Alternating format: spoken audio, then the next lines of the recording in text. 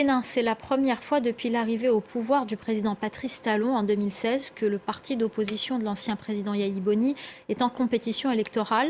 Notre équipe s'est rendue dans la région de Savé et à Tchaourou, là où les affrontements avaient fait des morts et de nombreux blessés au moment des dernières législatives. Reportage d'Emmanuel Sodji et Raphaël Ntalé. À Savé, dans le centre du Bénin, quelques jours avant les législatives, le climat politique est apaisé. Le souvenir, dans cette commune, des violences après les élections en 2019 s'estompe dans l'atmosphère conviviale de cette campagne électorale. Tout le monde est content.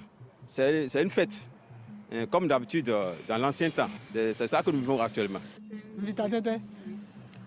Je suis très content, car lors des précédentes législatives, je voulais voter, mais je n'ai pas pu. Le parti pour lequel je voulais voter n'était pas dans la course.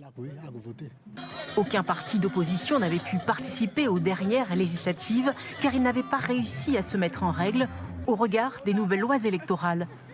Alors aujourd'hui, c'est un soulagement pour cette femme, militante de l'opposition depuis les émeutes meurtrières de 2019. De ce moment-là, on l'attendait depuis.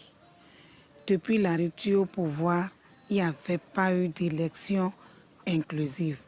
On a été toujours exclus. Mais ce qui est sûr, on est content, il y a eu un changement, c'est déjà un pas. Dans ce bastion de l'opposition, les partisans de la majorité présidentielle ont choisi, eux, des échanges de proximité, de village en village, et pas de grands meetings. Nous avons adopté la stratégie de campagne de proximité. C'est-à-dire, on va vers les gens, on parle avec eux. On ne veut pas faire de tapage, on ne veut pas faire du bruit.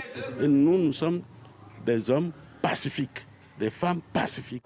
Plus au nord, à Tchaourou, dans la ville natale de l'ancien chef de l'État, Thomas Boni Yahi, fondateur du parti d'opposition Les Démocrates, les autorités coutumières prônent des élections pacifiques.